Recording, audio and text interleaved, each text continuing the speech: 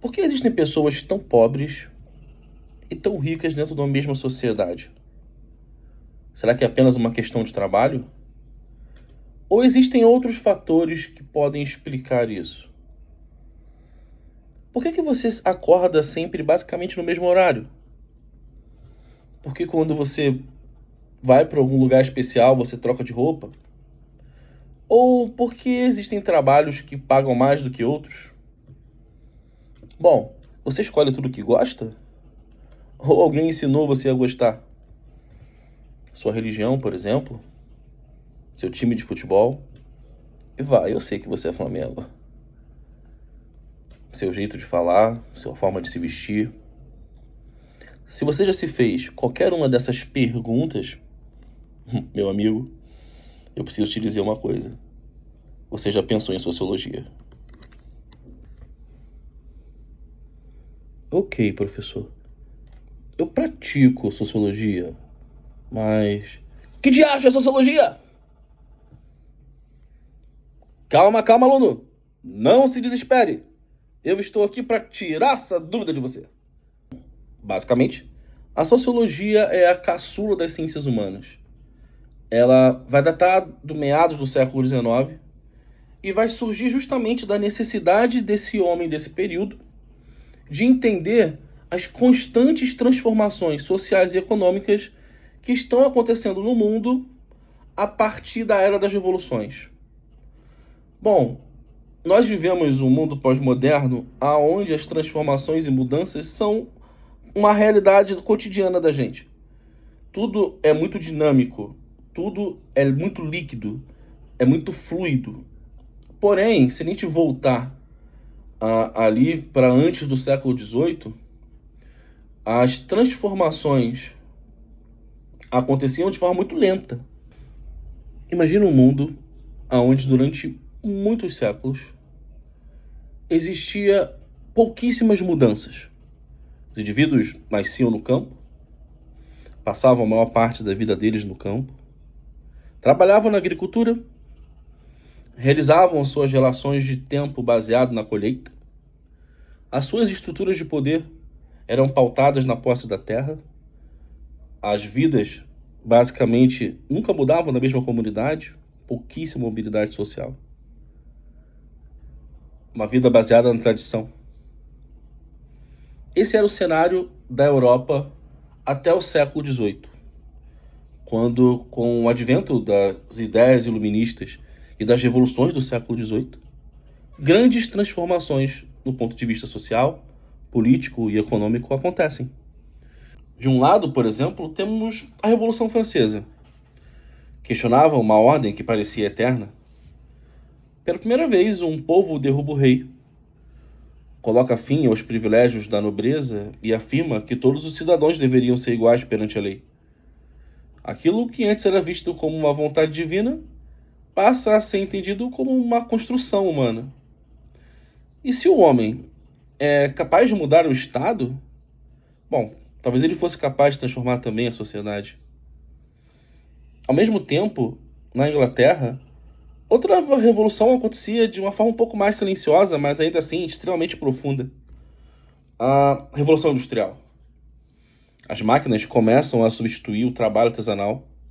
As fábricas multiplicam a produção. As pessoas deixam o campo e migram para as cidades em busca de emprego. Em poucas décadas, cidades que antes eram pequenas passam a ser verdadeiros centros urbanos. E com isso, obviamente, os problemas também surgem com a nova realidade. Bairros superlotados, jornadas de trabalhos abusivas que passam às vezes de 16 horas, trabalho infantil, pobreza urbana, poluição, desigualdade social. São questões cada vez mais evidentes nessa sociedade nova que vai surgir pós-século XVIII. Além da economia, as próprias relações entre as pessoas elas vão mudar, né? Durante séculos, por exemplo, a riqueza estava associada basicamente à posse da terra. Agora ela passa a depender de outras questões, como o comércio, como a fábrica, como a máquina e o capital, que é um conceito que vai ser introduzido com a Revolução Industrial. A burguesia, por exemplo, se fortalece e se ressignifica. Enquanto isso, uma nova classe social vai surgir. Os proletariados, que são pessoas que vendem a sua força de trabalho para sobreviver nesse mundo novo e cruel. Pela primeira vez, o mundo parecia mudar com uma velocidade que nunca tinha sido vista antes. Costumes antigos desapareciam. Novas profissões surgiam.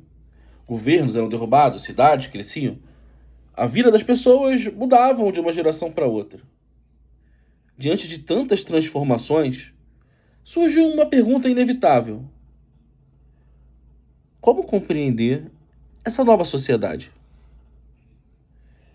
As ciências naturais já conseguiam explicar fenômenos da natureza. A física, por exemplo, explicava o movimento dos corpos. A biologia estudava os seres vivos e a química integrava as matérias. Mas quem explica a sociedade? Quem entendia por que surgiam as revoluções, ou as desigualdades, ou os conflitos, ou as novas formas de organização social? É justamente dessa necessidade que nasce a sociologia.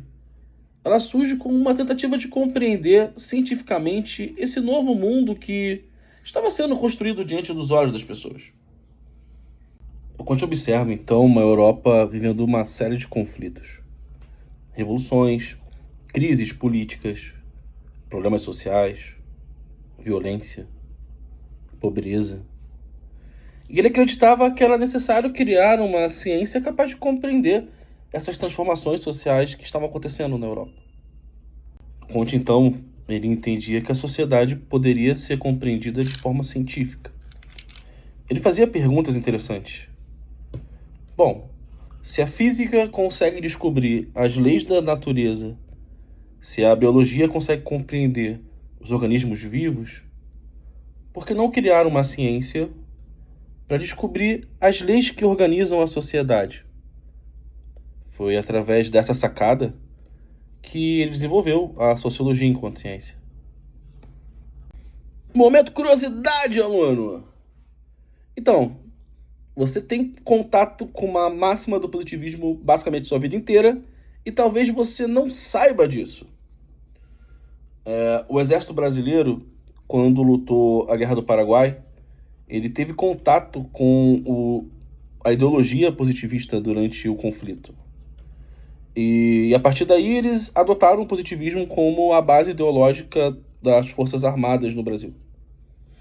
Quando organizaram o golpe da República, eles decidiram deixar essa marca do positivismo estampado em um lugar que é comum a todo brasileiro: a nossa bandeira.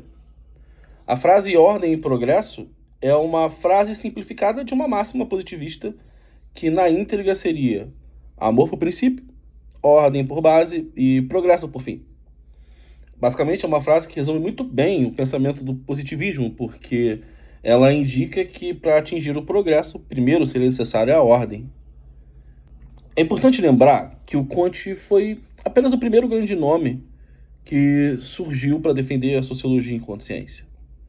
Depois deles, surgiu outros grandes autores como Émile Durkheim, Karl Marx, Max Weber. Cada um passou a interpretar essa sociedade industrial de maneira diferente, mas todos partiram de uma mesma constatação: o mundo havia mudado profundamente, e era preciso criar uma ciência capaz de compreender essas transformações. Esses autores, eles são os autores que servem como base para a proposta da sociologia e para a criação dessa nova ciência humana que vai surgir no século XIX e vai ser tão importante para compreender as transformações sociais até os dias de hoje. Bom, espero, aluno, que nessa aula inaugural você tenha conseguido compreender pelo menos um pouco o que seria a sociologia e a importância da sociologia enquanto ciência, e também o porquê que a gente começou a aula com aquelas perguntas, aquelas indagações, né, que são perguntas pertinentes à nossa matéria. Espero encontrar vocês aqui de novo, e é isso aí.